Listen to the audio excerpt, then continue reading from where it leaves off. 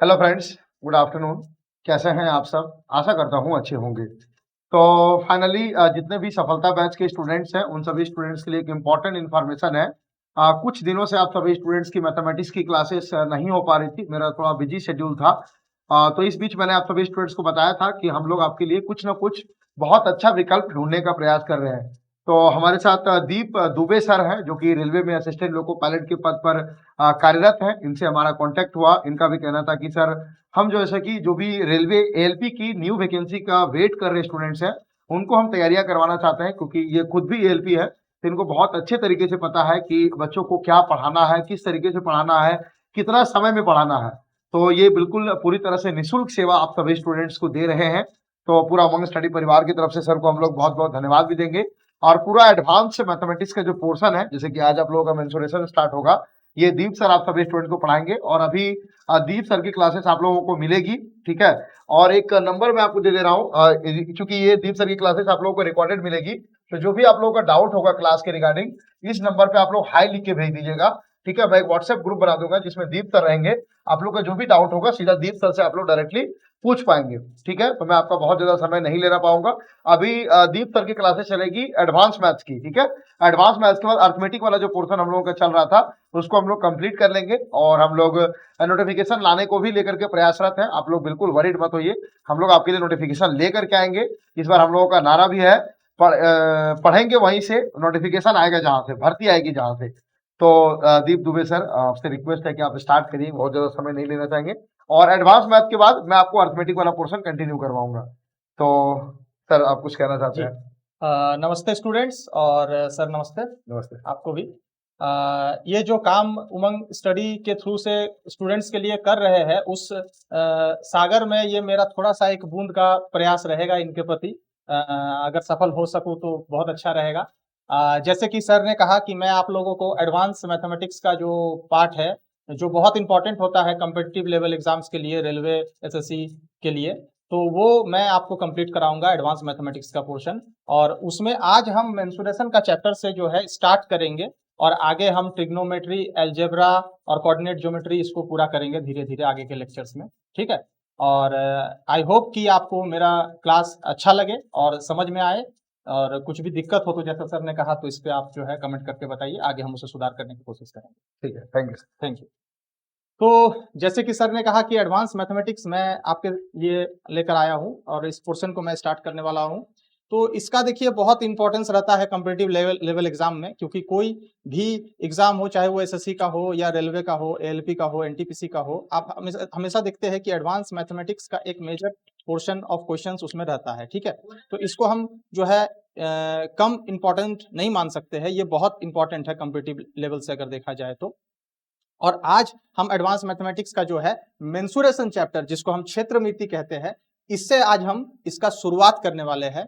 तो चलिए इसको शुरू करते हैं मेंसुरेशन चैप्टर को। और मेंसुरेशन जो चैप्टर है, क्षेत्रमिति जो चैप्टर है, ये प्योरली कंसेप्ट और फॉर्मूला पे बेस्ड चैप्टर है। अगर आपको कंसेप्ट और फॉर्मूला समझ में आए तो क्वेश्चन बहुत अच्छा और इजी लगने लगेगा।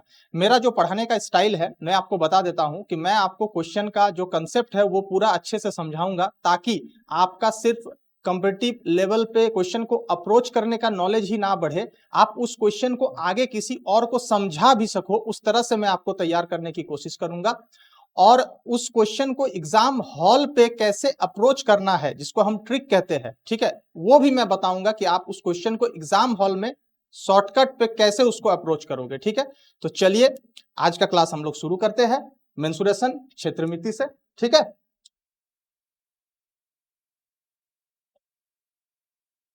तो देखिए मेंसुरेशन में, जैसे कि हम सब जानते हैं कि बहुत से फिगर्स पे क्वेश्चन करते हैं हम लोग, लेकिन आज का जो क्लास रहेगा उस पे मैं आपको ट्रायंगल से रिलेटेड क्वेश्चंस कराऊंगा,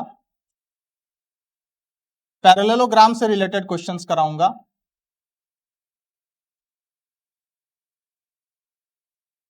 ट्रेपीजियम से रिलेटेड क्वेश्चंस कराऊंगा, और रोम्बस से रिलेटेड क्वेश्चन कराऊंगा, ठीक है। ये चार पोर्शन आज हम लोग कंप्लीट करने का कोशिश करेंगे। तो सबसे पहले इन चीजों पे क्वेश्चंस करने से पहले इन चीजों को जानना जरूरी है और इनका क्या क्षेत्रफल और पेरीमीटर निकालने का फॉर्मूला है उसको समझना जरूरी है, क्योंकि बिना फॉर्मूला पुट किए आप इस चैप्टर से क्वेश्चन सॉल्व नहीं कर सकते हो। ठीक है, तो आइए सबसे पहले, जैसे कि आप देख रहे हैं टॉपिक ट्रायंगल से रिलेटेड है, ठीक है, जिसको हम लोग त्रिभुज कहते हैं। तो पहला जो टॉपिक है ये क्या है, देखिए, यदि त्रिभुज की भुजाएं क्रमश ए बी सी हो तो त्रिभुज का अर्ध परिमाप होगा क्या, A plus B plus C by 2। इसका मतलब क्या है कि अगर हमारे पास एक त्रिभुज है जिसकी भुजाएं ए बी और सी है, मतलब कि समान नहीं है, तीनों अलग अलग भुजाएं हैं, जिसको हम स्केलिन ट्रायंगल कहते हैं, तो उसका जो परिमाप यानी पेरीमीटर हम कैलकुलेट करेंगे, उसका फॉर्मूला हो जाएगा a plus B plus C by 2। मतलब कि तीनों साइड्स को जोड़ के 2 से डिवाइड कर देंगे तो हमको उसका अर्ध परिमाप मिल जाएगा। ठीक है, सेमी पेरीमीटर मिल जाएगा। और उसी तरह से अगर इस स्केलिन ट्रायंगल जिसकी तीनों भुजाएं अलग अलग है, उसका अगर हमें पेरीमीटर निकालना है, मतलब परिमाप निकालना है, तो सिंपली हम क्या करेंगे, तीनों साइड्स को जोड़ देंगे, that is a plus B plus C कर देंगे, तो उसका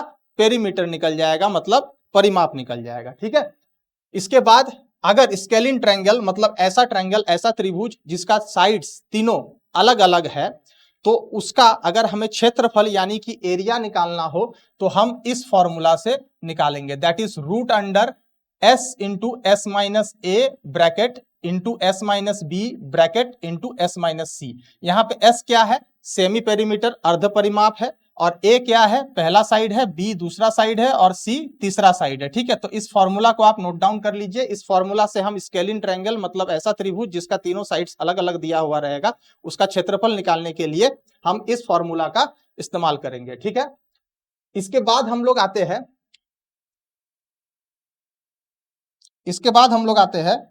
ठीक है, इसको मिटा देते हैं।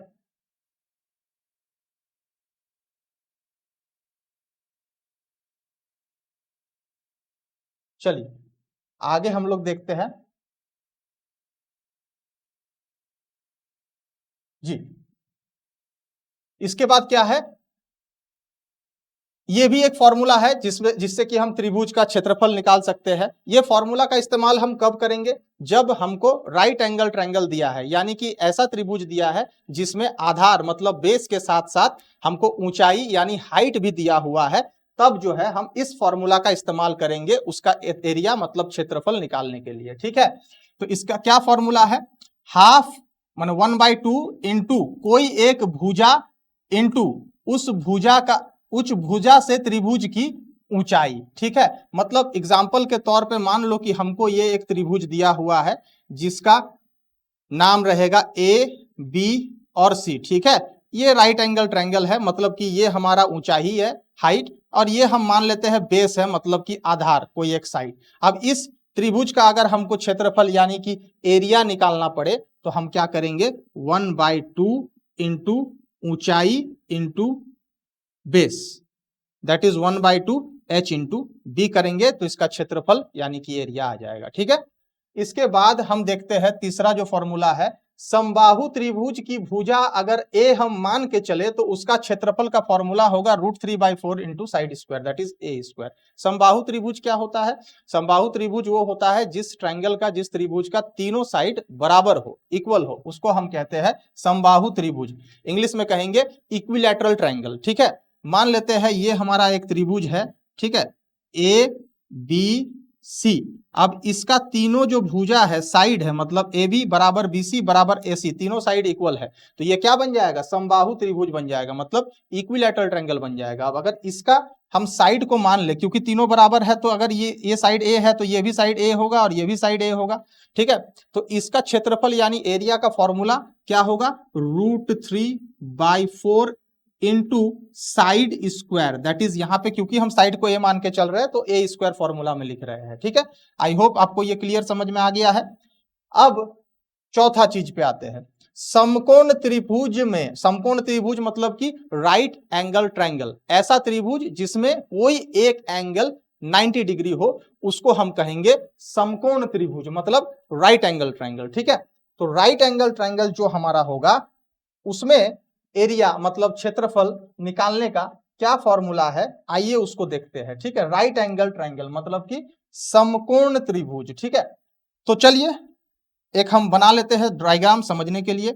मान लो ये एक राइट एंगल ट्रायंगल है, ए बी सी, कोई एक एंगल 90 होना चाहिए, तो हम एंगल बी को 90 बना देते हैं। अब देखो एक चीज समझ लो कि 90 डिग्री जिस साइड पे बनेगा, ये दोनों में से कोई एक साइड को हम कहेंगे परपेंडिकुलर मतलब कि लंब, और इसमें से कोई एक साइड हमारा बन जाएगा बेस मतलब कि आधार।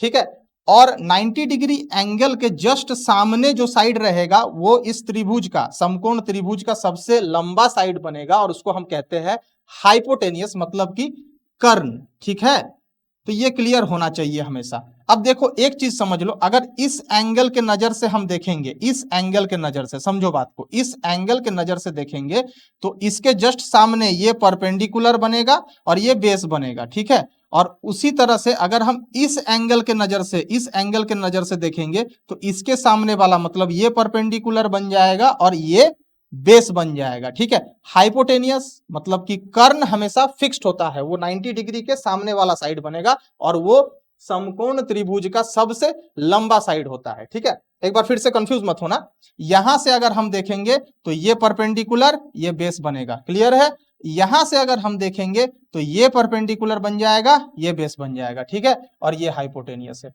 तो हमेशा राइट एंगल ट्रायंगल में एक इक्वेशन बनता है, एक ट्रिपलेट बनता है जिसको हम कहते हैं पाइथागोरस थ्योरम। ठीक है, पाइथागोरस थ्योरम क्या होता है कि हाइपोटेनियस स्क्वायर बराबर perpendicular square plus base square.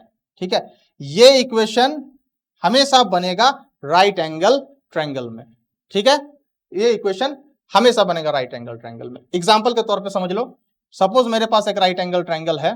ठीक है, ये साइड को हम 3 मान लेते हैं, इसको हम 4 मान लेते हैं, ये हम 5 मान लेते हैं। तो कैसे ये पाइथागोरस थ्योरम ट्रिपलेट बन रहा है, देखो समझो बात को। हाइपोटेनियस स्क्वायर मतलब कि 5 का स्क्वायर, ठीक है, बराबर परपेंडिकुलर स्क्वायर मतलब कि 3 का स्क्वायर प्लस बेस स्क्वायर मतलब कि 4 का स्क्वायर। तो देखो कितना आ रहा है, 5 का स्क्वायर कितना होता है 25 होता है 25, 3 का स्क्वायर 9 होता है, 4 का स्क्वायर 16 होता है, दोनों को जोड़ेंगे तो 25 आएगा। तो देखो 25 बराबर 25। ठीक है, बस यही बताने की कोशिश मैं आपको कर रहा था। ठीक है, तो समकोण त्रिभुज में पाइथागोरस परिमय से कर्ण स्क्वायर बराबर लंब स्क्वायर बराबर प्लस आधार स्क्वायर। ठीक है, कर्ण मतलब हाइपोटेनियस, लंब मतलब परपेंडिकुलर, आधार मतलब बेस, जो मैं अभी यहाँ पे समझा रहा था। ठीक है, मेरा जो थ्योरी पार्ट है वो हिंदी में आपको मिलेगा, बट मैं आपको वो बाइलिंगुअल मतलब हिंदी और इंग्लिश दोनों में समझाऊंगा। और समकोण त्रिभुज का क्षेत्रफल, समकोण त्रिभुज मतलब राइट एंगल ट्रायंगल, उसका क्षेत्रफल कैसे निकालेंगे, तो वही फॉर्मूला हो जाएगा हाफ माने 1/2 इंटू लंब प्लस आधार मतलब कि परपेंडिकुलर इंटू बेस, मतलब कह सकते हैं हम हाइट इंटू बेस। ठीक है, इससे हम इसका क्षेत्रफल मतलब कि एरिया निकाल लेंगे। चलिए इसके बाद हम चलते हैं आगे की तरफ, क्योंकि ट्रायंगल के साथ साथ आज हम जो है रोम्बस, पैरेललोग्राम और ट्रेपीजियम से रिलेटेड क्वेश्चंस भी मेंसुरेशन में करेंगे, तो उनके फॉर्मूला को जानना भी जरूरी है, क्योंकि उसके बिना आप उसका क्वेश्चन सॉल्व नहीं कर पाओगे। तो ये देखो ये क्या है, रोम्बस है। रोम्बस मतलब समचतुर्भुज। ठीक है, रोम्बस, रोम्बस का देखो प्रॉपर्टी पहले जान लो। रोम्बस का क्या प्रॉपर्टी होता है, रोम्बस, ठीक है, रोम्बस जिसको कि हिंदी में हम कहते हैं समचतुर्भुज, इसमें क्या होता है, इसका 4 साइड होता है, मतलब कि ये क्वाड्रिलेटरल है, 4 साइड है, मतलब इसका एंगल भी 4 होगा। ठीक है, अब देखो इसका चारों साइड जो है बराबर होता है हमेशा, रोम्बस में ऑल 4 साइड्स आर इक्वल। ठीक है, और एक बात समझ लो कि इसका जो डायगोनल होता है मतलब विकर्ण होता है, वो एक दूसरे के बराबर नहीं होता है, बट दे इक्वली बाइसेक्ट, मतलब कि इक्वली बाइसेक्ट करता है। ठीक है, एक दूसरे के बराबर नहीं होता लेकिन इक्वली बाइसेक्ट करता है, मतलब this portion will be equal to this portion and this portion will be equal to this portion and the diagonals bisect each other at 90 degree, मतलब विकर्ण जो एक दूसरे को काटेंगे वो एंगल कितना बनाएंगे यहाँ पे 90 डिग्री बनाएंगे, सारा एंगल 90 डिग्री बनेगा, ठीक है। 90 डिग्री पे एक दूसरे को काटेंगे, ठीक है। देखो 90 डिग्री पे एक दूसरे को काट रहे हैं, ठीक है। तो ये रोम्बस का प्रॉपर्टी होता है, ये सब जानना जरूरी है, ठीक है। और एक बात जान लो कि इसके all 4 sides will be equal, ठीक है। अब देखो इसका फॉर्मूला हम लोग जान लेते हैं। देखो समचतुर्भुज मतलब कि रोम्बस का जो एरिया का फॉर्मूला है, क्षेत्रफल का जो फॉर्मूला है वो क्या है, दोनों विकर्णों का गुणनफल भागा 2, मतलब इंग्लिश में अगर बोले तो half into product of diagonals, ठीक है।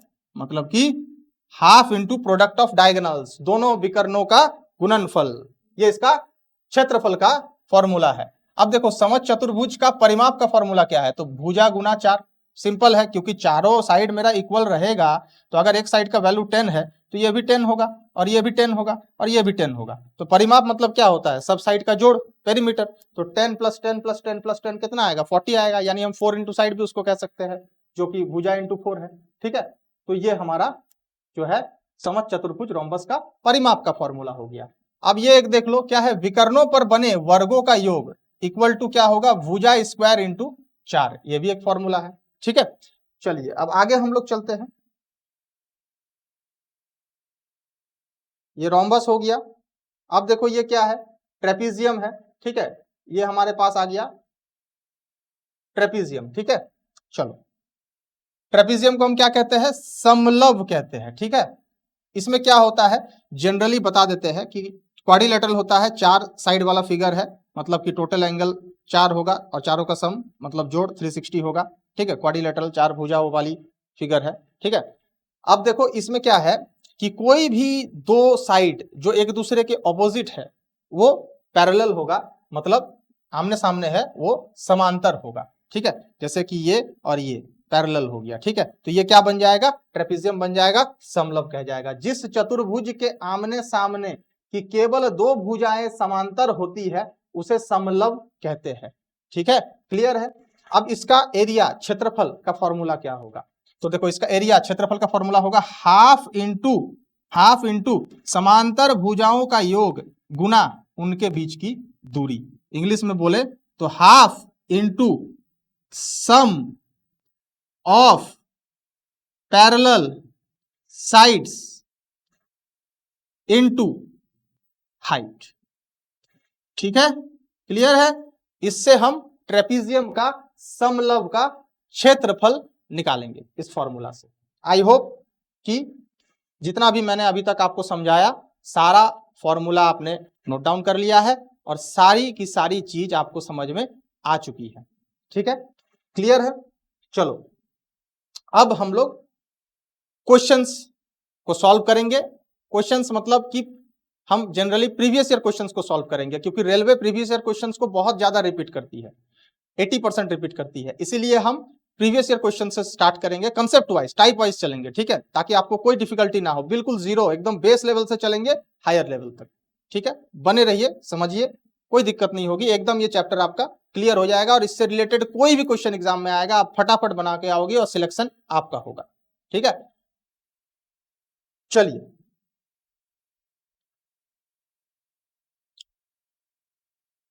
स्टार्ट करते हैं।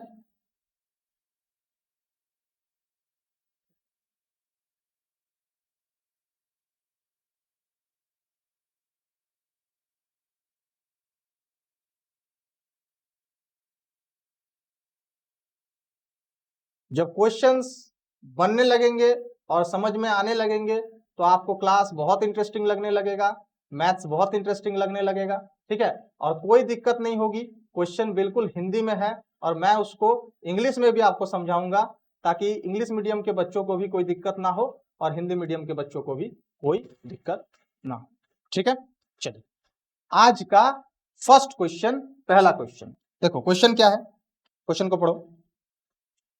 एक समकोण त्रिभुज में ज्यामितीय आधार से लंब 4 सेंटीमीटर बड़ा है और कर्ण उससे 4 सेंटीमीटर बड़ा है, कर्ण की लंबाई की गणना कीजिए। देखो ये क्वेश्चन आरआरबी, आरपीएफ, कांस्टेबल के एग्जाम में 2019 के पेपर में शिफ्ट 3 में पूछा गया था। ठीक है, ट्रायंगल से रिलेटेड क्वेश्चन है। कौन सा ट्रायंगल? समकोण त्रिभुज, मतलब राइट एंगल ट्रायंगल। ठीक है, अब देखो क्वेश्चन को कैसे अप्रोच करोगे।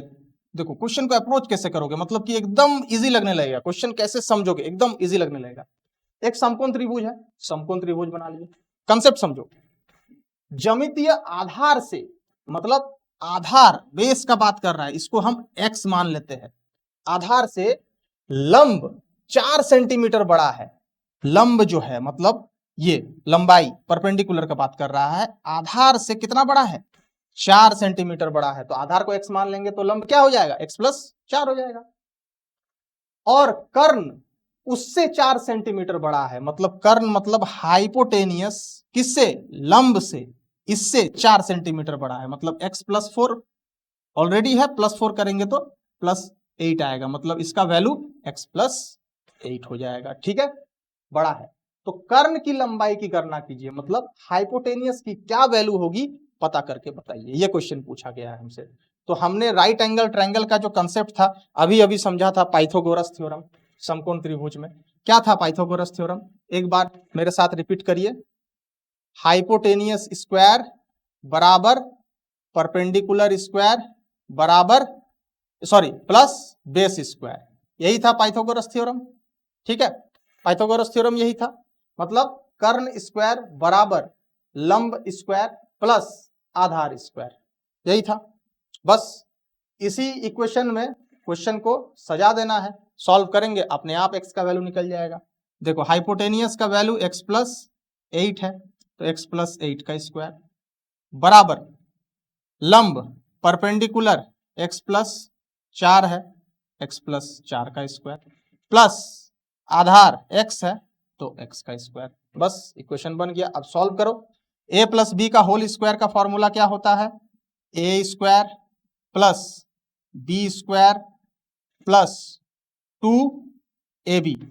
ठीक है, सेम यहां पे a square plus B square plus 2ab plus X square. ठीक है, चलो एक्स स्क्वायर कैंसल आउट हो गया, कोई दिक्कत नहीं है यहां तक समझने में किसी को?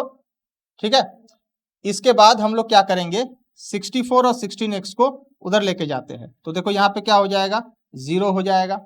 यहाँ पे ऑलरेडी मेरे पास क्या है, एक्स स्क्वायर है प्लस 8x है प्लस 16 है माइनस 16x हो जाएगा, और ये 64 जो इधर प्लस में है यह जाएगा तो क्या होगा, माइनस 64 हो जाएगा। अब इसको आगे सॉल्व करते हैं तो कितना आएगा, x square plus 8x minus 16x क्या हो जाएगा, 8x माइनस 16x हमारा जो है yes 8x plus minus 16x minus 8x हो जाएगा।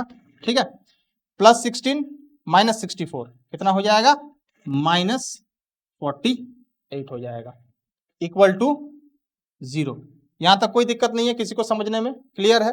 अब देखो मिडिल टर्म को स्प्लिट करेंगे, तोड़ेंगे। कैसे तोड़ते हैं, यहाँ पे जो भी नंबर है उसका फैक्टर्स निकालेंगे। तो 48 का फैक्टर्स निकालो एलसीएम करके, कितना आ रहा है? मैं आपको एकदम लेंदी कंसेप्ट प्रोसेस पे समझा रहा हूँ। ठीक है, एग्जाम में आप इसको कैसे अप्रोच करोगे वो भी मैं बता रहा हूँ, पहले कंसेप्ट समझ लो, ताकि जिनको मैथ्स में एकदम 0 लेवल पे है उनका भी बेस क्लियर हो जाए, उनका भी कंसेप्ट क्लियर होना जरूरी है। ठीक है, 2 4, फिर 2 से डिवाइड करेंगे 1 2, फिर 2 से डिवाइड करेंगे 6, फिर 2 से डिवाइड करेंगे 3। ठीक है, ये देखो फैक्टर्स मेरे सामने आ चुके हैं। अब देखो इसको स्प्लिट करना है, तो कैसे स्प्लिट करेंगे, 3 इंटू 2 6 इंटू 2 12, 2 इंटू 2 4, तो 12 माइनस 4 करेंगे तो माइनस 8 आ रहा है। चलो हो गया, तो x square minus 12x plus 4x minus 48 बराबर 0। कोई दिक्कत नहीं यहां तक, बिल्कुल समझ गए कैसे स्प्लिट हो गया। क्वाड्रेटिक इक्वेशन को हम ऐसे ही स्प्लिट करते हैं फैक्टर्स निकालने के बाद। अब इन दोनों में जो है x कॉमन ले लेते हैं, तो क्या बचेगा, x माइनस 12 बचेगा। इन दोनों में 4 कॉमन ले लेते हैं, क्या बचेगा, x माइनस 12 बचेगा। तो अब क्या आ गया मेरे पास, x minus 12 into x plus 4। तो x का दो वैल्यू आएगा, x बराबर 12 आएगा, x बराबर माइनस 4 आएगा। अब देखो लेंथ कभी भी नेगेटिव नहीं हो सकता है, तो माइनस 4 तो होगा नहीं, क्या होगा, 12 होगा x का वैल्यू। इसका मतलब जो हमारा आधार है वो 12 हो जाएगा, जो हमारा लंब है परपेंडिकुलर है वो 16 हो जाएगा, x प्लस 4 12 प्लस 4। जो हमारा कर्ण है हाइपोटेनियस है वो 12 प्लस 8 दैट इज 20 हो जाएगा। इस क्वेश्चन का आंसर 20 सेंटीमीटर हो जाएगा। अब देखो जब एग्जाम हॉल में हम बनाएंगे तो इतना डिटेल्स में नहीं जाना है, ठीक है, डायरेक्ट ये चीज को लिखना है, ठीक है, इस चीज को डायग्राम बनाना भी नहीं है, मन में इसको कैलकुलेट करना है, ठीक है, मन में समझना है कि हमने बेस को x मान लिया तो परपेंडिकुलर x प्लस 4 हो जाएगा, हाइपोटेनियस x प्लस 8 हो जाएगा, इसको ऐसे सजा देना है h square equal to T square plus B square. अब फिर ये वाला स्टेप हमको नहीं करना है, मन में करना है, इसको लाना है डायरेक्ट क्वालिटी क्वेश्चन में, तोड़ना है और डायरेक्ट आंसर निकालना है, ठीक है। ये एग्जाम में इसको अप्रोच करने का तरीका रहेगा, बट अभी फिलहाल कंसेप्ट भी मैं समझा रहा हूँ इसलिए थोड़ा सा डिटेल्स में चल रहा है। तो वीडियो को पॉज करके सॉल्यूशन को बना लो, ठीक है। चलिए अब चलते हैं हम आगे नेक्स्ट क्वेश्चन की तरफ। ये रहा क्वेश्चन नंबर 2। देखो क्वेश्चन नंबर 2 क्या है, एक समाद्विबाहु त्रिभुज का परिमाप 32 सेंटीमीटर है, इसका आधार समान भुजाओं का 6/5 गुना है, तो क्षेत्रफल ज्ञात कीजिए। क्वेश्चन आरआरबी जेई का एग्जाम में 2019 में आया है, शिफ्ट 3 में पूछा गया है, बहुत बेहतरीन क्वेश्चन, ठीक है।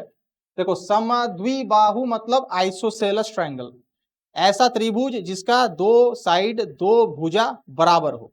डायग्राम बना लेते हैं, आपको समझने में आसानी होगी। मान लो ये त्रिभुज हमारे पास है, ये और ये साइड बराबर है, ठीक है।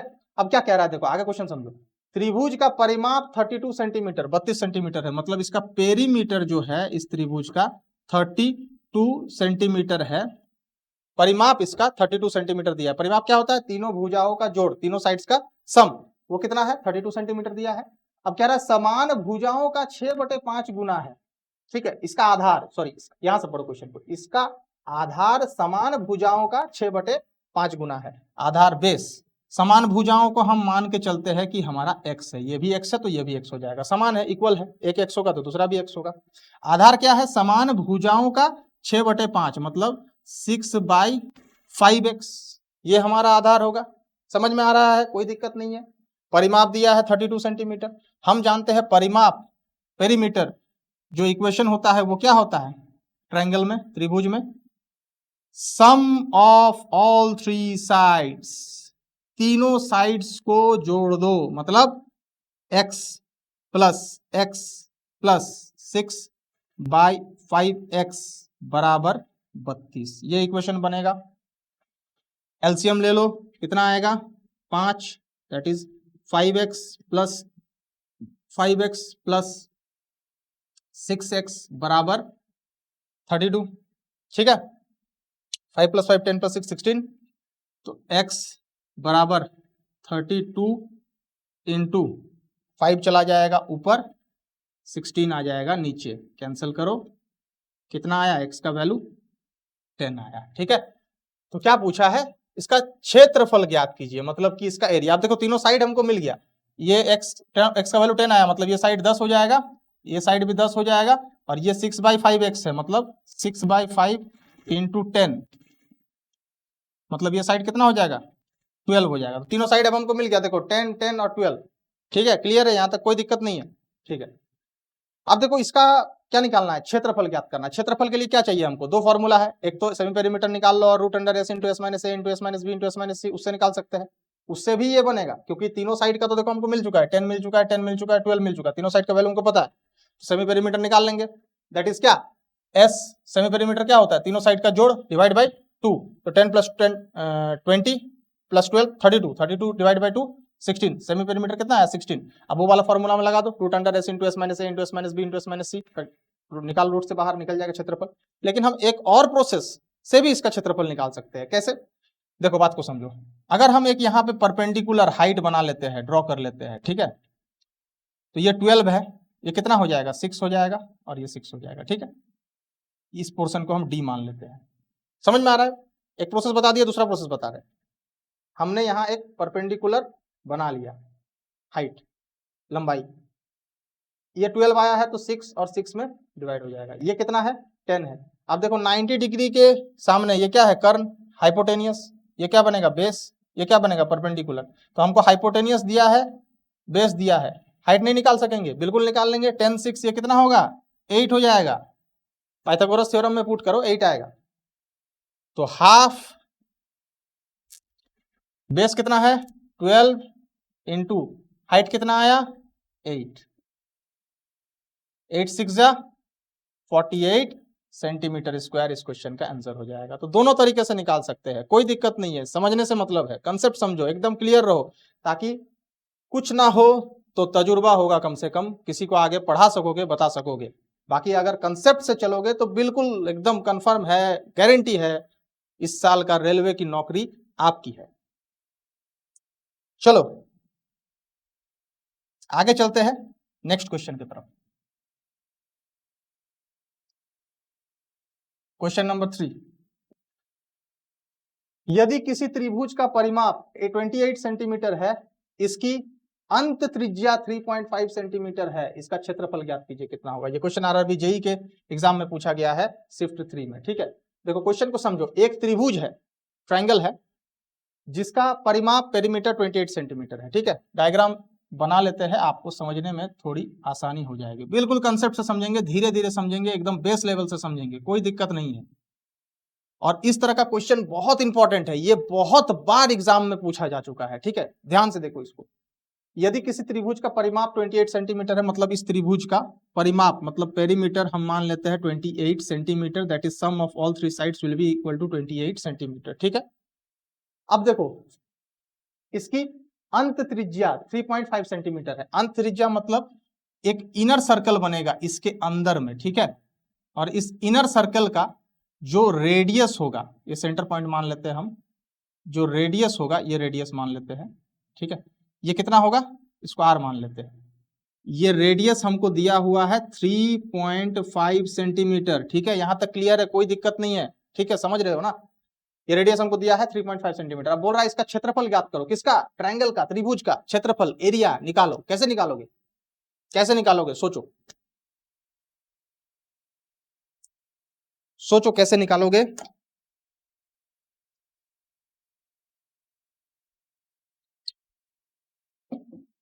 बिल्कुल आसान है। देखो एक कंस्ट्रक्शन कर लेते हैं हम यहाँ पे। ठीक है, बी और ओ को जोड़ देते हैं, इधर से ओ और सी को जोड़ देते हैं, इधर से ए और ओ को जोड़ देते हैं। अब देखो यहाँ 3 ट्रायंगल बन गया है, एक ट्रायंगल ए ओ बी, एक ट्रायंगल ओ बी सी, एक triangle A O C. 3 triangle बन गया है। ठीक है, हमने ए बी सी को 3 ट्रायंगल में डिवाइड कर दिया। तो क्या हम ये लिख सकते हैं कि area of triangle A O B plus area of triangle O B C plus area of triangle O A C बराबर area of triangle A B C? क्या ये हम लिख सकते हैं? बिल्कुल लिख सकते हैं। इस ट्रायंगल का एरिया प्लस इस ट्रायंगल का एरिया प्लस इस ट्रायंगल का एरिया, तीनों ट्रायंगल का एरिया जोड़ेंगे तो एबीसी का एरिया तो हमको मिलेगा ही। अब देखो समझो, ओबीसी जो ट्रायंगल है, ध्यान से समझो, बहुत बेसिक चीज बता रहा हूं, बहुत कंसेप्ट बता रहा हूं आपको एकदम। ठीक है, एकदम क्लियर रहेगा, डायरेक्ट आंसर लाके नहीं दिखाऊंगा कि कैसे आंसर आ गया, एकदम कंसेप्ट बताऊंगा। ओबीसी जो ट्रायंगल है, देखो इसको ध्यान से, ओबीसी एकदम कंसंट्रेट करो इस पे, ओबीसी पे। बीसी क्या है, बेस है, और ये जो लाइन आया है यहां पे कट किया है, ये जो रेडियस है। तो हम सर्कल जब पढ़ेंगे, वृत्त जब पढ़ेंगे, अगर आपने पढ़ा होगा तो एक चीज आप जानते होंगे कि कोई भी लाइन जो सर्कल को टच करते हुए निकलती है उसको हम टेंजेंट कहते हैं, और टेंजेंट के साथ रेडियस का हमेशा एंगल 90 डिग्री बनता है ऑलवेज। यानी कि ये क्या बन रहा है, ये हाइट बन रहा है, ये बेस बन रहा है, ये हाइट बन रहा है, ये बेस बन रहा है। सिमिलरली यहां पे अगर इसको जोड़ देंगे तो ये भी हाइट बनेगा इस ट्रायंगल का और ये बेस बनेगा एसी। सिमिलरली यहां अगर इसको जोड़ देंगे तो ये आर जो है हाइट बनेगा इस ट्रायंगल का और ये बेस बनेगा। समझ में आ गया? अब देखो एओबी का एरिया क्या होगा, हाफ बेस इंटू हाइट, मतलब हाफ AB इंटू आर। ठीक है, समझ में आया? अब ओबीसी का एरिया क्या होगा, ओबीसी का एरिया क्या होगा, half base into height, half base into height.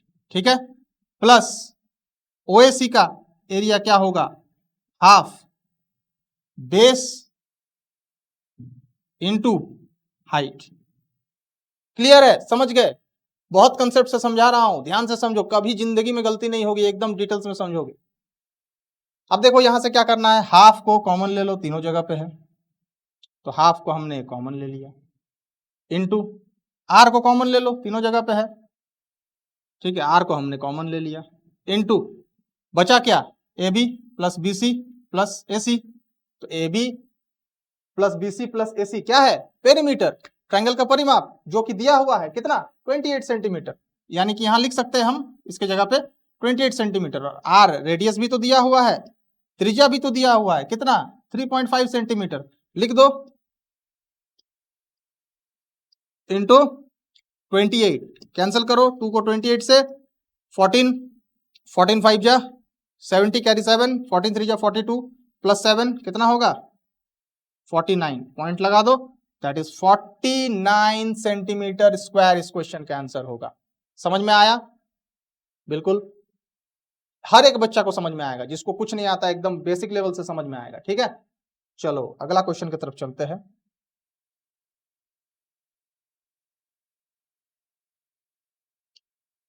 Fourth question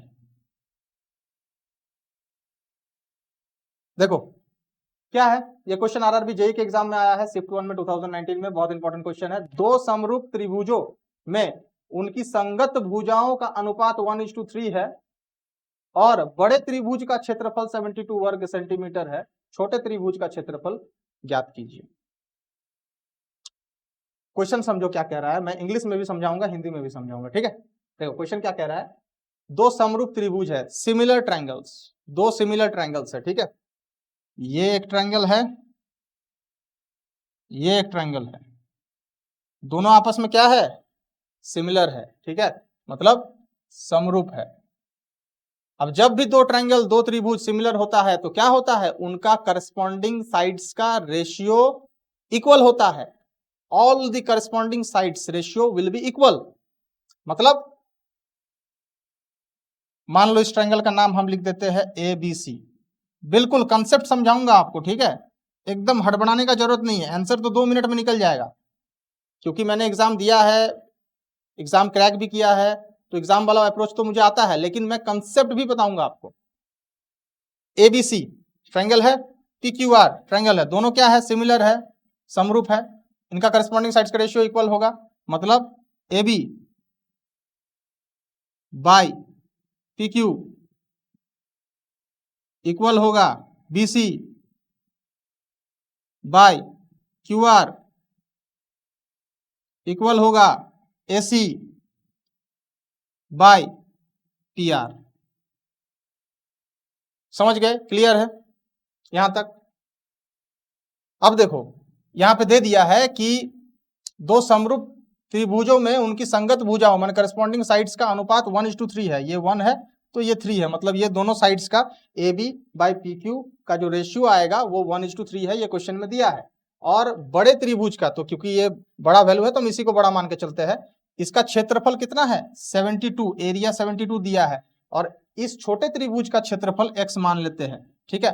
तो देखो जब समरूप त्रिभुज मतलब सिमिलर ट्रायंगल्स दिया है तो क्या होता है, करस्पॉन्डिंग साइड्स का जो रेशियो है उसका स्क्वायर बराबर होता है क्षेत्रफल के रेशियो से। करस्पॉन्डिंग साइड्स का जो रेशियो होता है उसका स्क्वायर बराबर होता है क्षेत्रफल के रेशियो से। मतलब 1/3 का square will be equal to x by 72। क्योंकि 1 छोटे वाले ट्रायंगल का साइड है तो हमने छोटे वाले क्षेत्रफल का वैल्यू यहाँ पे लिया है जो कि x हमने माना है। बड़े वाले साइड जो है ट्रायंगल का कितना है 3 है, उसका क्षेत्रफल कितना है 72 है। इसको सॉल्व करो तो कितना आएगा 72 इंटू 1/3 का स्क्वायर 9, दैट इज 8। तो 8 वर्ग सेंटीमीटर आंसर हो जाएगा इस क्वेश्चन का, ठीक है। बिल्कुल बेसिक से समझ में आया आपको, पूरा कंसेप्ट समझ में आया। अब देखो एग्जाम में जब इस क्वेश्चन को अप्रोच करोगे ना तो डायरेक्ट क्या करना है, कुछ नहीं करना है, ये ट्रायंगल वगैरह नहीं बनाना है, इसको तो समझाने के लिए मैंने बनाया। सिंपल है, दो साइड का रेशियो क्या है 1/3 है, इसका स्क्वायर बराबर होगा किसका, क्षेत्रफल का रेशियो से। डायरेक्ट पुट करो, x का वैल्यू 72/9 दैट इज 8, बस इतना करना है एग्जाम में, और 8 को टिक मारना है और कुछ नहीं करना है, ठीक है। चलते हैं अगले क्वेश्चन की तरफ। 5th क्वेश्चन क्या है, देखो ये क्वेश्चन आरआरबी, आरपीएफ, एसआई के एग्जाम में पूछा गया है, शिफ्ट 3 के एग्जाम में। क्या है क्वेश्चन, एक समबाहु त्रिभुज का शीर्ष लंब 15 सेंटीमीटर है, इस त्रिभुज का क्षेत्रफल क्या होगा। समबाहु त्रिभुज इक्विलैटरल ट्रायंगल जिसका तीनों साइड बराबर है, इक्वल है, ठीक है। उसका क्या दिया है, शीर्ष लंब मतलब हाइट दिया है, कितना दिया है 15 सेंटीमीटर दिया है। उस त्रिभुज का क्या निकालना है हमको, एरिया निकालना है, क्षेत्रफल निकालना है, ठीक है। देखो समबाहु त्रिभुज बना लो, इक्विलैटरल ट्रायंगल, तीनों साइड बराबर, हाइट दिया है इसका कितना 15 सेंटीमीटर। फॉर्मूला याद करो, समबाहु त्रिभुज का इक्विलैटरल ट्रायंगल का हाइट का फॉर्मूला होता है √3/2 इंटू साइड, ठीक है, नोट डाउन कर लो इसको। अब हाइट कितना दिया है 15 दिया है, बराबर √3/2 इंटू साइड कितना होगा 30/√3 बराबर साइड। तो देखो इससे हमने क्या निकाला, हाइट से हमने क्या निकाला, इस त्रिभुज का, समबाहु त्रिभुज का साइड निकाल लिया, कितना है 30/√3 सेंटीमीटर, साइड निकल गया। तो बराबर है ना, तो ये भी जितना होगा ये भी उतना ही होगा, ये भी उतना ही होगा। अब इक्विलैटरल ट्रायंगल का साइड अगर हमको पता है तो एरिया निकालेंगे, किससे निकालेंगे, फॉर्मूला से निकालेंगे, √3/4 इंटू साइड स्क्वायर, ठीक है। कैंसल आउट करो, √3 4 2 से जाएगा 15, 2 से जाएगा 15, कितना आएगा 225 225/√3। अब देखो क्या है ऑप्शन में 225/√3 है, नहीं है, क्या किया होगा, रैशनलाइज किया होगा। कैसे रैशनलाइज करते हैं, कैसे रैशनलाइज करते हैं, अगर नीचे का वैल्यू रूट में है तो उसको रैशनलाइज करने के लिए हम उसका डिनोमिनेटर से फ्रैक्शन को ऊपर और नीचे मल्टीप्लाई कर देंगे, ठीक है। तो कितना आएगा 225√3/√3 इंटू √3 तो 3 हो जाएगा, कैंसल आउट करो, कितना आएगा 75/√3। तो क्या ये आंसर ऑप्शन में है, बिल्कुल है, तो यही आंसर हो जाएगा 75/√3, ठीक है। समझ में आ रहा है, कोई दिक्कत नहीं है, बिल्कुल क्लियर है।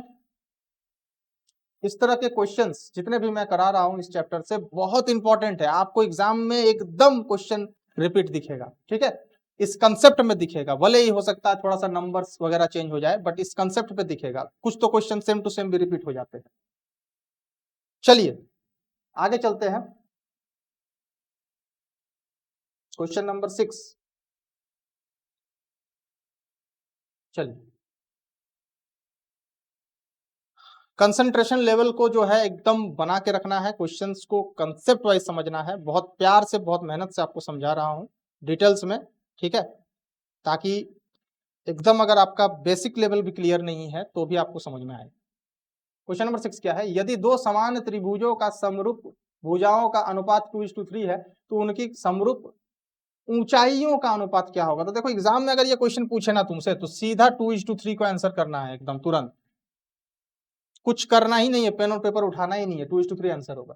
अब समझने के लिए देखो समझो, दो सिमिलर ट्रायंगल है, अभी जो बता रहे थे एक क्वेश्चन पहले, मतलब करस्पॉन्डिंग साइड्स का रेशियो इक्वल होगा। अब कह रहा है कि कोई भी दो समरूप भुजाएं, मतलब कि करस्पॉन्डिंग साइड्स का रेशियो हमको 2:3 दिया है, ठीक है, मान लो ये 2:3, ठीक है, दिया है। अब कह रहा है कि उनकी समरूप ऊंचाइयों का अनुपात क्या होगा, मतलब हाइट का रेशियो क्या होगा। तो ये समझ लो कि जब भी दो ट्रायंगल सिमिलर है, समरूप है, ठीक है, सॉरी समान त्रिभुजें हैं, तो उनकी करस्पॉन्डिंग साइड्स की रेशियो और हाइट की रेशियो बराबर होती है, ठीक है। तो क्योंकि करस्पॉन्डिंग साइड मतलब समरूप भुजाओं की अनुपात 2:3 है, तो उनकी समरूप ऊंचाइयों का अनुपात भी 2:3 ही होगा, बिल्कुल कोई दिक्कत नहीं है समझने में, पेन और पेपर इस क्वेश्चन के लिए उठाना ही नहीं है, ठीक है। इस तरह के क्वेश्चन भी आपको मिलेंगे, तो इस तरह के क्वेश्चन को बिना पेन और पेपर उठाए अगर आप सॉल्व करोगे तो आपका जो टाइम है वो थोड़ा बच जाता है, कुछ क्वेश्चंस अगर लेंदी है तो उनके लिए आप ज्यादा समय निकाल सकते हैं, ठीक है।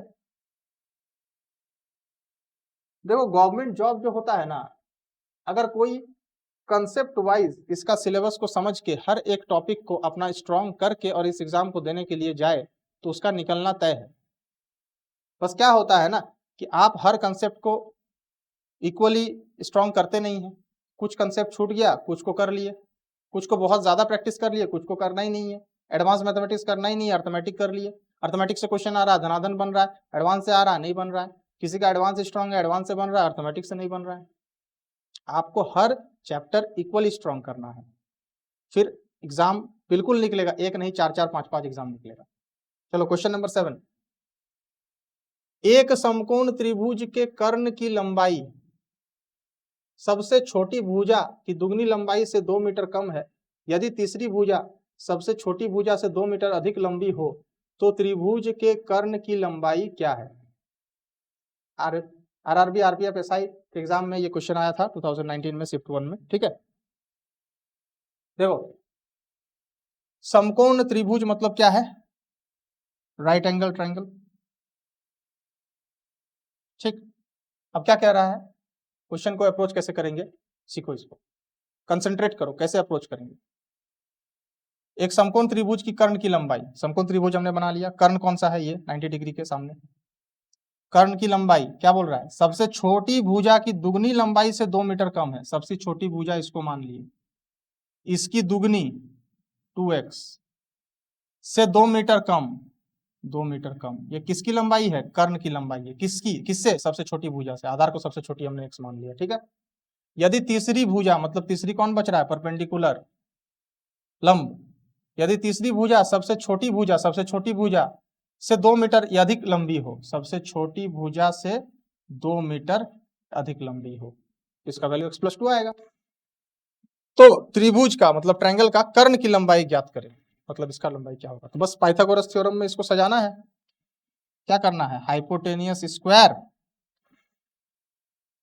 बराबर, मतलब कर्ण स्क्वायर बराबर लंब स्क्वायर प्लस आधार स्क्वायर, लंब स्क्वायर प्लस आधार स्क्वायर, ठीक है। अब देखो इसको तोड़ो, a माइनस बी का होल स्क्वायर में, a square plus B square minus 4 into 2 2 into 2 4 into 2 8 8 a square plus B square minus 2ab, ठीक है, बराबर a square plus B square plus 2ab। चलो यहां तक क्लियर है, कोई दिक्कत नहीं है। 4x square, x square plus X square 2x square होगा, इधर आएगा माइनस हो जाएगा, माइनस 2x स्क्वायर, 4x इधर आएगा माइनस हो जाएगा, माइनस 8x और minus 4x minus 12x, plus 4 minus 4 cancel out, plus 4 minus 4 cancel out, ठीक है, कोई दिक्कत नहीं समझने में, यहाँ तक कोई क्लियर है एकदम बिल्कुल। 4x square minus 2x square कितना होगा, 2x स्क्वायर होगा, बराबर 12x। चलो x को कैंसिल करो, x बराबर कितना हो जाएगा, 6 हो जाएगा, ठीक है, x बराबर 6 हो जाएगा। किसका वैल्यू पूछा है तुमको, हमने x का वैल्यू 6 निकाला, मतलब आधार निकाला है, बेस निकाला है, बेस नहीं पूछा है, बेस नहीं पूछा है। त्रिभुज का कर्ण की लंबाई कितनी होगी, मतलब हाइपोटेनियस की लंबाई कितनी होगी, तो x की वैल्यू 6 है ना, तो यहाँ पुट कर दो, 6 इंटू 12 माइनस 2 10 मीटर होगा, ठीक है, इस क्वेश्चन का आंसर। इस तरह के क्वेश्चन एग्जाम में बहुत बार पूछे जाते हैं। चलिए देखते हैं, नेक्स्ट क्वेश्चन की तरफ चलते हैं, ठीक है। और इन क्वेश्चंस को क्लियर करना, प्रिपेयर करना बहुत जरूरी है। क्वेश्चन नंबर 8 की तरफ चलते हैं।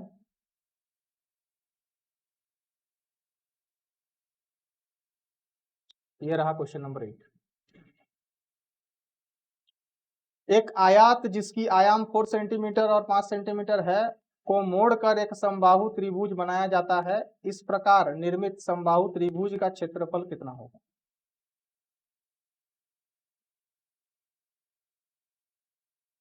क्या कह रहा है क्वेश्चन, एक आयत है, ठीक है, मतलब रेक्टेंगल, जिसका लेंथ और ब्रेथ दिया है 4 और 5 सेंटीमीटर, उस रेक्टेंगल को मोड़ के क्या बनाया जा रहा है, त्रिभुज, समबाहु त्रिभुज, इक्विलैटरल ट्रायंगल, जिसका सब साइड बराबर हो, इस प्रकार निर्मित समबाहु त्रिभुज का क्षेत्रफल कितना होगा। तो देखो एक रेक्टेंगल है, आयत जिसका लेंथ और ब्रेथ दिया है 5 और 4 सेंटीमीटर। पेरीमीटर निकालो, इसका परिमाप क्या होता है, फॉर्मूला 2l + b, लिख लो इसको, रेक्टेंगल का फॉर्मूला होता है पेरीमीटर का, ठीक है। 2 length plus breadth 2 × 9, 18 centimetre perimeter आ गया किसका, रेक्टेंगल का, आयत का। इसी को तोड़ के तो बना रहे हैं ना हम, क्या बना रहे हैं, समबाहु त्रिभुज, इक्विलैटरल ट्रायंगल, जिसका तीनों साइड बराबर होगा। तो जब इसको तोड़ के ये बनेगा ना, तो जो इसका परिमाप है, पेरीमीटर है, और जो बनेगा उसका पेरीमीटर और परिमाप बराबर होगा, इक्वल होगा। यानी कि इसका जो पेरीमीटर होगा समबाहु त्रिभुज का, वो भी 18 सेंटीमीटर ही होगा। अगर इसका परिमाप 18 सेंटीमीटर है तो साइड को हम x मान सकते हैं, तीनों साइड x होगा, क्योंकि तीनों साइड बराबर होगा, समबाहु त्रिभुज है। तो हम लिख सकते हैं x + x sum of all sides equal to perimeter of the triangle, त्रिभुज। तो x का बराबर मान कितना आएगा, 6 सेंटीमीटर आएगा। तो ये साइड निकल गया किसका, त्रिभुज का, समबाहु त्रिभुज का। अब साइड मिल गया है तो क्षेत्रफल निकालो, फॉर्मूला बोलो मेरे साथ, √3/4 इंटू साइड स्क्वायर, कितना आएगा, 2 3 3 9√3 सेंटीमीटर स्क्वायर, 9√3 सेंटीमीटर स्क्वायर, ठीक है। फॉर्मूला याद करना बहुत जरूरी है मेंसुरेशन में, कंसेप्ट भी समझना है कि कैसे बन रहा है, साथ में फॉर्मूला याद रहना बहुत जरूरी है। बिना फॉर्मूला का यहाँ पे क्वेश्चंस नहीं बनेंगे, ठीक है। चलिए चलते हैं आगे क्वेश्चन पे।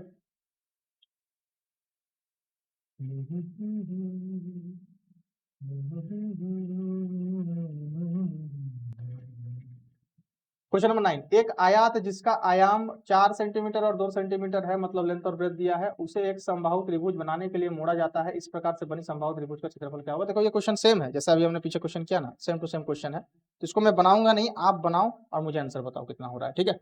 सेम क्वेश्चन है, कुछ नहीं, आयत का परिमाप और हमारा जो इक्विलैटरल ट्रायंगल समबाहु त्रिभुज बन रहा है उसको तोड़ के दोनों का परिमाप क्या रहेगा, सेम रहेगा। आयत का परिमाप निकालो, लेंथ और ब्रेथ दिया है, उससे त्रिभुज का परिमाप मिल जाएगा। उस परिमाप को डिवाइड बाय 3 करो, क्योंकि समबाहु त्रिभुज का तीनों साइड बराबर होता है, उससे तुमको त्रिभुज का साइड मिल जाएगा, साइड मिल जाएगा तो √3/4 इंटू साइड स्क्वायर, उसका एरिया निकलेगा, ठीक है। ये क्वेश्चन बनाओ अपन से, ठीक है। हम लोग आगे क्वेश्चन की तरफ चलते हैं।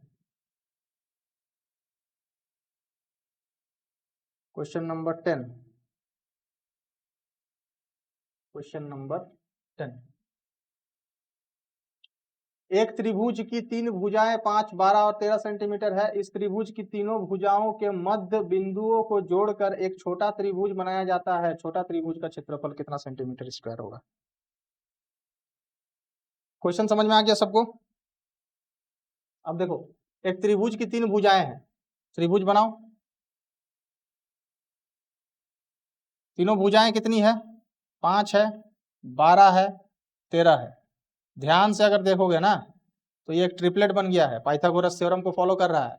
क्योंकि देखो 5 स्क्वायर 25, 12 स्क्वायर 144, दोनों को जोड़ेंगे तो 13 का स्क्वायर 169 आता है। मतलब ये क्या है, राइट एंगल ट्रायंगल है, राइट एंगल ट्रायंगल है। अब कहोगे कि 12 यहाँ, 5 यहाँ, 13 यहाँ क्यों लिखे, क्योंकि राइट एंगल ट्रायंगल जो होता है उसमें सबसे लंबा साइड तो कर्ण होता है ना, हाइपोटेनियस, तो वो तो फिक्स है कि 13 ही होगा। अब 12 और 5 में से कोई एक परपेंडिकुलर, कोई एक बेस होगा, उसको इंटरचेंज भी कर दो तो कोई दिक्कत नहीं होता है क्वेश्चन सॉल्व करने में, ठीक है। हाँ, लेकिन ना दिया हुआ रहे तब, अगर क्वेश्चन में बोल दे कि परपेंडिकुलर 12 है और बेस 5 है, तो 12 और 5 ही लेना है। ना दिया रहे तो हम किसी को भी उसमें से 12, किसी को भी 5 मान सकते हैं। अब देखो, मध्य बिंदुओं को जोड़ के, मतलब कि इसका मिडिल पॉइंट, इसका मिडिल पॉइंट को जोड़ दो और इसका मिडिल पॉइंट को जोड़ दो। तीनों साइड का मिडिल पॉइंट को जोड़ने से एक ट्रायंगल बन रहा है, इसका नाम हम दे देते हैं PQR, बड़ा ट्रायंगल का नाम हम दे देते हैं ABC। अब कह रहा है, क्या कह रहा है कि ये जो छोटा ट्रायंगल बना ना त्रिभुज, तीनों मिड पॉइंट्स को जोड़ के, उसका क्षेत्रफल कितना होगा बताओ। तो उसका क्षेत्रफल होगा ABC का क्षेत्रफल डिवाइडेड बाय 4, ABC का क्षेत्रफल डिवाइडेड बाय 4। अब देखो ABC का क्षेत्रफल कितना होगा, half base into height divided by 4। कितना आ रहा है, 6, 2, 3, 5 3 15 बाई 2, 7.5, 7.5। तो छोटा जो त्रिभुज बना, छोटा जो ट्रायंगल बना, उसका क्षेत्रफल, उसका एरिया कितना होगा, 7.5 सेंटीमीटर स्क्वायर। बिल्कुल बेसिक क्वेश्चन से जाएंगे हम लोग हायर लेवल तक, ठीक है, ताकि कंसेप्ट आपका बहुत मजबूत हो क्लास में फोकस बना रहे, मजा भी आए मैथ्स बनाने का, क्लास इंटरेस्टिंग लगे। चलिए अगला क्वेश्चन की तरफ हम लोग चलते हैं। लेकिन ये क्वेश्चंस बहुत इंपॉर्टेंट है, एग्जाम में बार बार पूछे गए क्वेश्चंस है प्रीवियस ईयर के, ठीक है।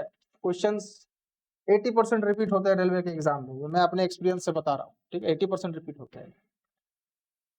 भूमि का एक त्रिभुजाकार भाग जिसकी भुजाएं क्रमश 72 मीटर, 30 मीटर, 78 मीटर है, को 20 पैसे प्रति वर्ग मीटर की दर से समतल करने की लागत क्या है।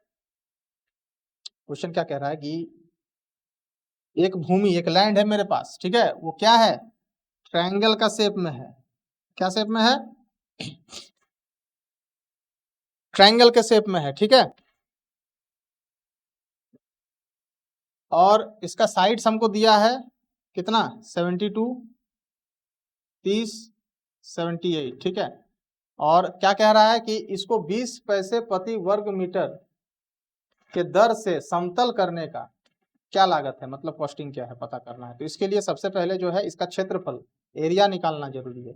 अब देखो तीनों साइड तो बराबर नहीं है और यहाँ पे हमको हाइट भी नहीं दिया हुआ है, तो हम यहाँ पे इसका क्षेत्रफल कैसे निकालेंगे, बिल्कुल सही कहा आपने, सेमी पेरीमीटर पहले निकालेंगे।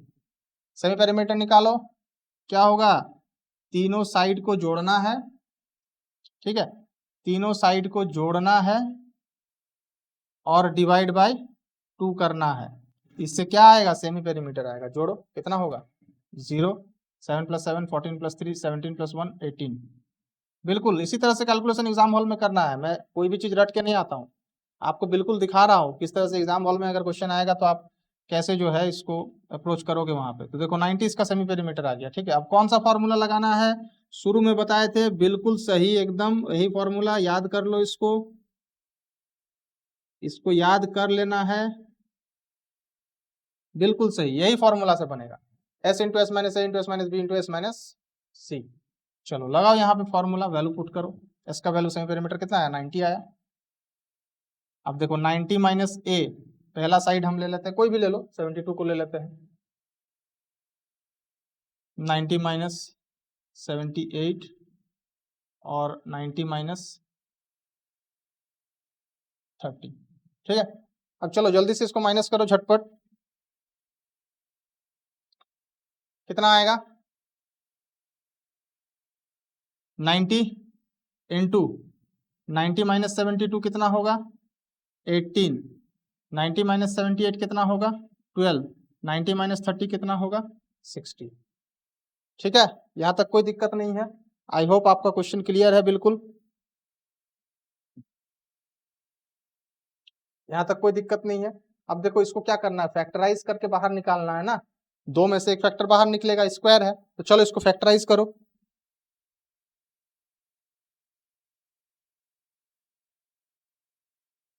फैक्टराइज करो इसको, 90 का फैक्टर्स निकालो, 18 का फैक्टर्स निकालो,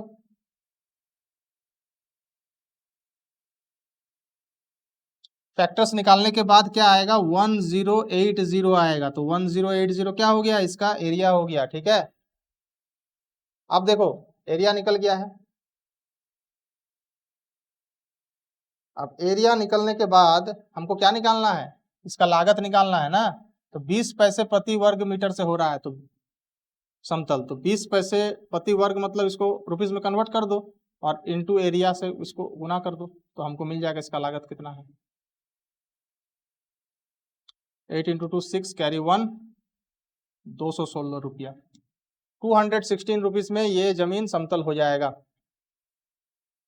समझ में आ रहा है, क्लियर है।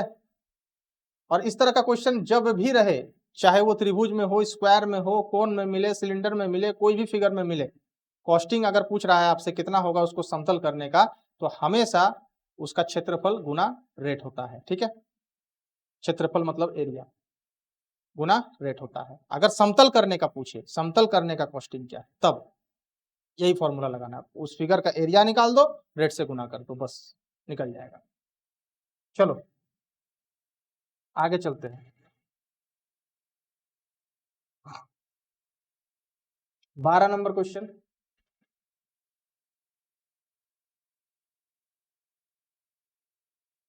चलो देखो 12 नंबर क्वेश्चन देखो।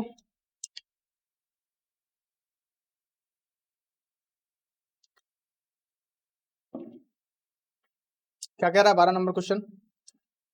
त्रिकोण के भुज 16 मीटर, 12 मीटर, 20 मीटर है, इसके सबसे लंबे भुज की लंबाई ज्ञात करें। मतलब एक त्रिकोण त्रिभुज हमको दिया हुआ है और क्या दिया है, उसका साइड दिया है कितना, 16, 12, 20। क्या पूछा है, इसका सबसे लंबे भुज की लंबाई ज्ञात करें। जो सबसे लंबा साइड है ना, उस पे जो हाइट बनेगा, लंबाई बनेगा, उसका कितना वैल्यू होगा, ये पूछ रहा है। तो क्या इस त्रिभुज का एरिया दिया है? नहीं दिया है। एरिया निकालेंगे तभी तो इस फॉर्मूला में पुट कर सकते हैं हम ना। देखो कैसे निकालेंगे इसको, 1/2 height into base equal to area. इस इक्वेशन में जब हम पुट कर देंगे, इस तरह से सोचो तुम क्वेश्चन को सॉल्व करने से पहले, तो बेस का वैल्यू तो हमको पता है कितना है, 20 है, पुट कर देंगे। एरिया अगर हम निकाल लिए तो एरिया का वैल्यू पुट कर देंगे तो हमको ये हाइट मतलब लंबाई मिल जाएगा। लेकिन क्या एरिया तुमको पता है, क्षेत्रफल पता है? नहीं पता है तो पहले निकालेंगे। कैसे निकालेंगे, तीनों साइड दिया है, तीनों अलग अलग है, वही फॉर्मूला, सेमी पेरीमीटर निकालो, दैट इज तीनों साइड का जोड़ डिवाइड बाई 2 करो। 20 + 12 32 + 16 48 का आधा कितना होगा, 24। चलो निकल गया 24 डायरेक्ट। अब root under S into S minus A S minus B S minus C, sorry ये 24 होगा, ठीक है। अब देखो कितना आ रहा है, तो 24 into 24 minus 20, 4 into 8 into 12 root under. तो रूट के बाहर तो हम जानते हैं ना, दो फैक्टर्स में से एक निकलता है स्क्वायर रूट में, तो फैक्टराइज करो, फैक्टराइज करो।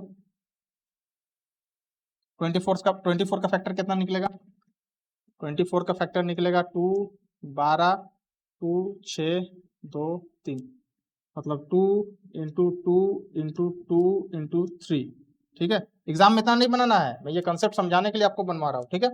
4 का कितना हो जाएगा, 2 इंटू 2, 8 का कितना हो जाएगा, 2 इंटू 2 इंटू 2, और 12 का कितना हो जाएगा, 2 इंटू 2 4 इंटू 3, ठीक है। अब देखो दो में से एक निकलेगा,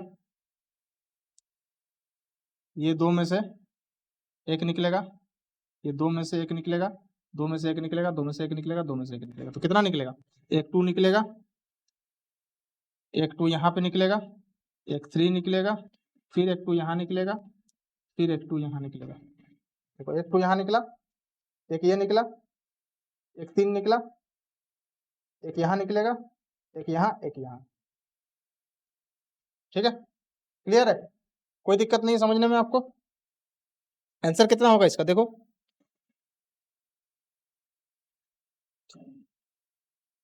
मल्टीप्लाई करो, 96 मीटर स्क्वायर, ठीक है। अब ये एरिया निकल गया, अब क्या निकालना है,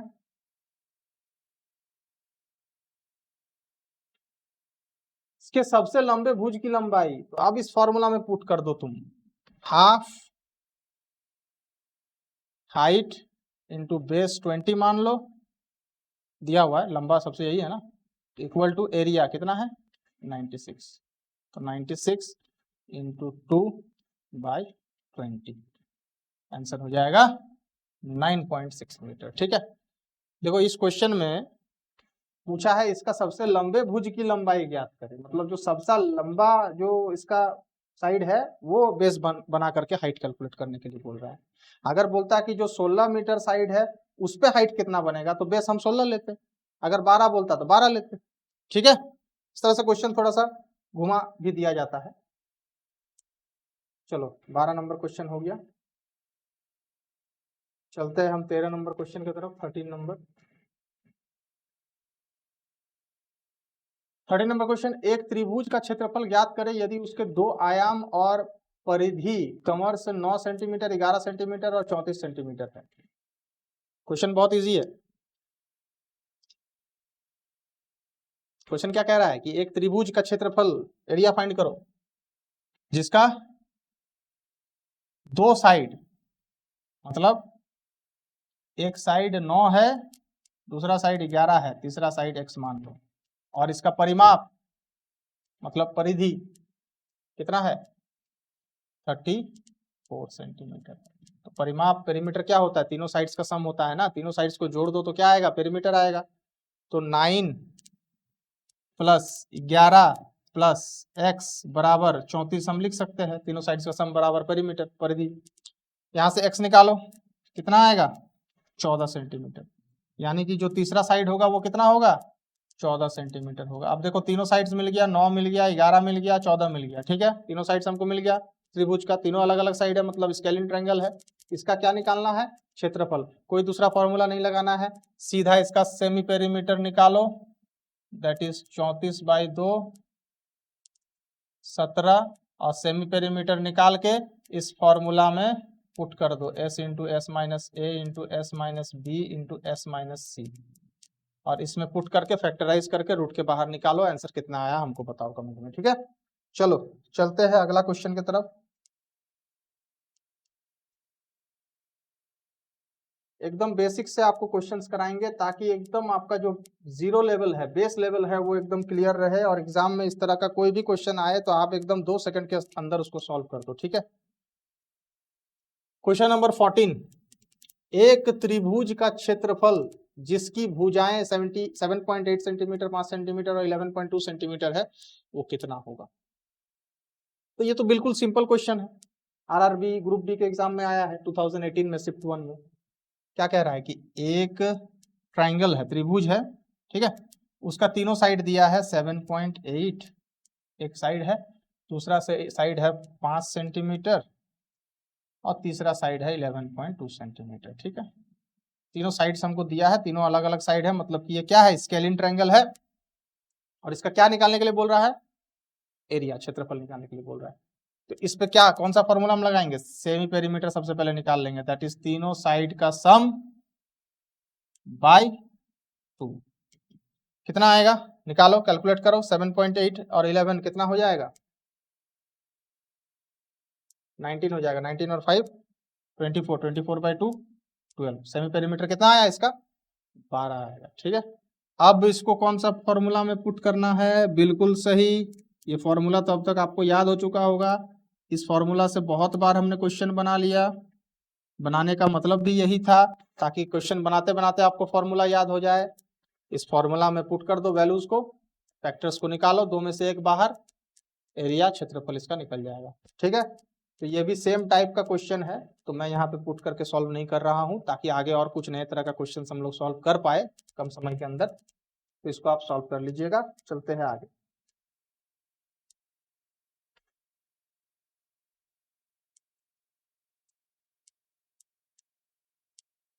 पंद्रह नंबर क्वेश्चन, चलो देखो क्वेश्चन क्या कह रहा है, पढ़ो।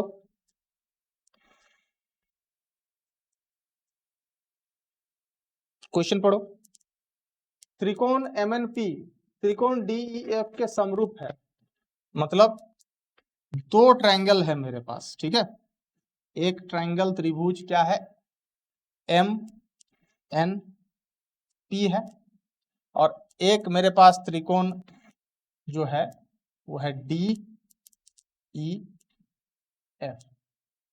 के समरूप है, मतलब सिमिलर है। सिमिलर में तो हम जानते हैं corresponding sides ratio will be equal, corresponding angles will be equal, corresponding sides का square will be equal to the ratio of their corresponding areas, इतना हम जानते हैं, कोई दिक्कत नहीं है। अब त्रिकोण MNP का क्षेत्रफल 1024 है, MNP का क्षेत्रफल, और त्रिकोण DEF का क्षेत्रफल 144 सेंटीमीटर स्क्वायर है, इसका क्षेत्रफल 144 सेंटीमीटर स्क्वायर है, दोनों का दे दिया है एरिया। यदि त्रिकोण MNP की सबसे लंबी भुजा 64 सेंटीमीटर है, MNP की सबसे लंबी भुजा यही मान लेते लंबी है, ठीक है, 64 है, MNP की सबसे लंबी भुजा 64 है, तो त्रिकोण DEF की सबसे लंबी भुजा क्या होगी, x होगी, ठीक है। अभी मैंने बताया करस्पॉन्डिंग साइड्स का स्क्वायर का रेशियो बराबर होगा किसके बराबर होगा? उनके एरिया के रेशियो से। कब होगा ये? जब दो त्रिकोण समरूप है, सिमिलर है, तब होगा। ठीक है, तो स्क्वायर हटाओ, रूट लगेगा x/64 इक्वल टू रूट 144 का 12 हो जाएगा। 1024 का कितना हो जाएगा? रूट 1024 का कैलकुलेट कर लेते हैं। ठीक है, कैसे कैलकुलेट करेंगे तरीका भी सीख लो अगर जिनको नहीं आता है। ठीक है, अगर मान लो भूल गए, याद नहीं है, ऐसे तो रूट याद रखना है, लेकिन अगर भूल गए तो तरीका ये है कि 2 और 2 में डिवाइड कर लेना है। अब मान लो कि ये 3 का स्क्वायर मिल रहा है हमको 9, 124 ये 7 में आएगा, और यहाँ पे 3 + 3 कितना हो जाएगा? 6 हो जाएगा। ठीक है, अब 2, क्योंकि 62 × 2 124 होता है, तो 32, 1024 का 32 होगा। ठीक है, अब x का वैल्यू निकालो। 12 × 64/32, 12 × 2 24, तो 24 सेंटीमीटर इस क्वेश्चन का आंसर हो जाएगा। क्वेश्चन समझ में आया कि नहीं? पहले सबसे पहले ये बताओ। ठीक है, सिमिलर ट्रायंगल का प्रॉपर्टी हमेशा याद रखना, करस्पॉन्डिंग साइड्स का ratio will be equal, corresponding angles will be equal when two triangles are similar. मतलब कि दो त्रिकोण अगर समरूप है तब ये होगा, और उनकी करस्पॉन्डिंग साइड्स की रेशियो की स्क्वायर बराबर होगी करस्पॉन्डिंग त्रिकोणों की एरिया की रेशियो से। ठीक है, चलो आगे चलते हैं।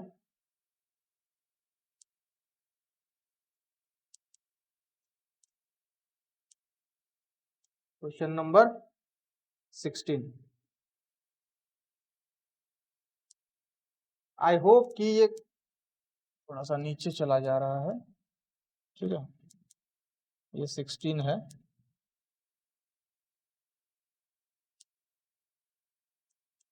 चलो आ गया, क्वेश्चन नंबर 16 पढ़ो। आई होप कि क्लास आपको बहुत इंटरेस्टिंग लग रही है और हर एक चीज आपको डिटेल्स में समझ में आ रहा है। ठीक है, एकदम कंसेप्ट वाइज चलेंगे हम लोग, ताकि मेंसुरेशन चैप्टर क्षेत्रमिति आपका पूरा क्लियर हो जाए।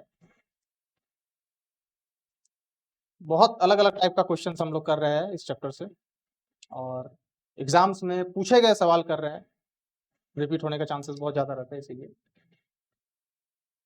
आज ट्रायंगल का बताया है, त्रिभुज का बताया है, तो अभी त्रिभुज से रिलेटेड ही कोई सवाल हम सारा कर रहे हैं। ठीक है, देखो क्वेश्चन नंबर 16 क्या है।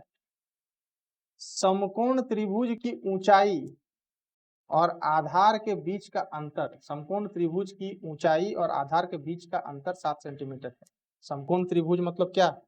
Right angle triangle. ठीक है, राइट एंगल ट्रायंगल। समकोण त्रिभुज की ऊंचाई मतलब लंबाई और आधार के बीच का अंतर कितना है? 7 सेंटीमीटर। मतलब अगर आधार को हम x मान लेते हैं तो ऊंचाई x + 7 हो जाएगी। ठीक है, अब आप कहोगे कि सर अगर हम आधार को x मानते हैं तो ऊंचाई x - 7 मान सकते हैं। बिल्कुल मान सकते हैं, क्योंकि उनका अंतर 7 बोला है ना, तो या तो ये 7 बड़ा होगा, ये 7 छोटा होगा, या तो ये 7 बड़ा होगा, ये 7 छोटा होगा। कुछ भी मान सकते हो, कोई दिक्कत नहीं है। या तो इसको x + 7 मानो, या तो इसको x - 7 मान सकते हैं, या तो इसको x - 7 मान सकते हैं। कोई डिफरेंस, कोई इसमें दिक्कत नहीं है। समकोण त्रिभुज की ऊंचाई और आधार के बीच का अंतर 7 सेंटीमीटर है। मतलब जो लंबाई है माने परपेंडिकुलर है, ऊंचाई है और आधार है, दोनों के बीच में अंतर डिफरेंस 7 सेंटीमीटर का है। यानी एक 7 बड़ा होगा, दूसरा 7 छोटा होगा। इसको x माने तो ये x + 7 होगा, x - 7 भी हो सकता था। और उस त्रिभुज का क्षेत्रफल 30 सेंटीमीटर स्क्वायर है। मतलब कि एरिया इसका दे दिया है 30 सेंटीमीटर स्क्वायर। एरिया इसका दे दिया है 30 सेंटीमीटर स्क्वायर। ठीक है, एरिया दे दिया है, बहुत बढ़िया। अब कह रहा है कि त्रिभुज का परिमाप ज्ञात करिए, मतलब पेरीमीटर ज्ञात करिए। तो देखो पेरीमीटर निकालने के लिए, पेरीमीटर कब निकलेगा? जब हमको तीनों साइड्स पता है। तीनों साइड्स का सम ही तो पेरीमीटर होता है।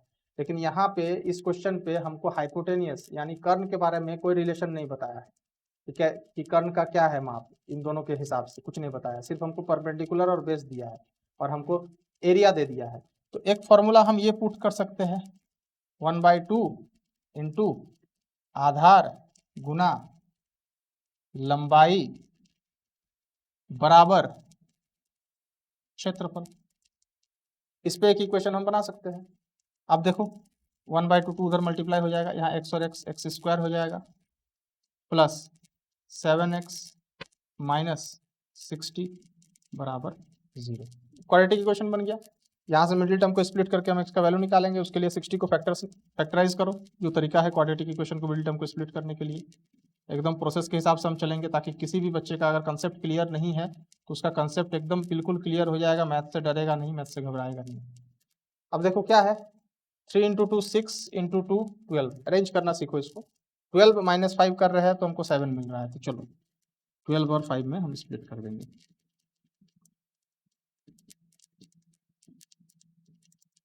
ठीक, दोनों में कॉमन ले लो x, तो क्या आएगा x प्लस 12 आएगा। यहाँ कॉमन ले लो -5, तो x प्लस 12 आएगा।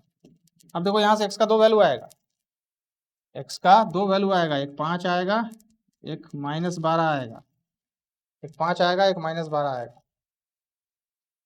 तो देखो लेंथ तो कभी तो माइनस में हो नहीं सकता है, हमेशा प्लस पे होगा, तो x का वैल्यू 5 होगा। यानी कि ये 5 हो जाएगा और ये 7 + 5 12 हो जाएगा। अगर ये 12 ये 5 है, पाइथागोरस ट्रिपलेट के हिसाब से हमारा हाइपोटेनियस कितना हो जाएगा, 13 हो जाएगा। क्योंकि हाइपोटेनियस कैसे निकालते हैं, हाइपोटेनियस इक्वल टू माने कर्ण इक्वल टू रूट अंडर लंब का स्क्वायर प्लस आधार का स्क्वायर करो, 13 आएगा। ठीक है, अब देखो तीनों साइड हमको मिल गया है, 13 12 5। क्या निकालना है, परिमाप, पेरीमीटर। जोड़ दो, 13 + 12 कितना होगा, 25 + 5 30 सेंटीमीटर। इस क्वेश्चन का आंसर 30 सेंटीमीटर होगा। मतलब इस क्वेश्चन का परिमाप, इस क्षेत्रफल, इस त्रिभुज का पेरीमीटर 30 सेंटीमीटर होगा। ठीक है, कोई दिक्कत नहीं है, बिल्कुल क्लियर है, एकदम कंसेप्ट से क्लियर है। ये क्वेश्चन एग्जाम में आएगा तो सॉल्व हो जाएगा, और किसी को समझाने का रहेगा तो भी समझा दोगे, इतना अच्छा समय बता रहा हूँ आपको। ठीक है, क्योंकि देखो एग्जाम में निकालने के लिए बहुत जगह पे आपको ये बताया जाएगा कि ट्रिक से क्वेश्चन सॉल्व करो, शॉर्टकट तरीके से क्वेश्चन सॉल्व करो, ये तरीके से सॉल्व करो, वो तरीके से। ठीक है, वो तो सही है ही, लेकिन ट्रिक तभी आएगा आपका जब कंसेप्ट मजबूत होगा। ठीक है, क्योंकि कंसेप्ट आपका बिल्कुल क्लियर रहेगा ना, तभी आपका स्पीड बढ़ेगा। तो ट्रिक आप खुद ब खुद लगा लोगे, 5 लाइन की जगह उसको 2 लाइन में सॉल्व खुद ब खुद कर लोगे। लेकिन अगर कंसेप्ट क्लियर है तभी हो पाएगा, कंसेप्ट क्लियर नहीं है तो ट्रिक भुला जाओगे। 17 नंबर, एक समबाहु त्रिभुज का क्षेत्रफल का संख्यात्मक मान इसके परिमाप के संख्यात्मक मान की दुगुना है। उपरोक्त त्रिभुज का क्षेत्रफल ज्ञात कीजिए। आरआरबी ग्रुप डी में ये क्वेश्चन शिफ्ट 1 में पूछा गया है 12/12/2018 को। ठीक है, क्या है क्वेश्चन, क्वेश्चन को पढ़ो।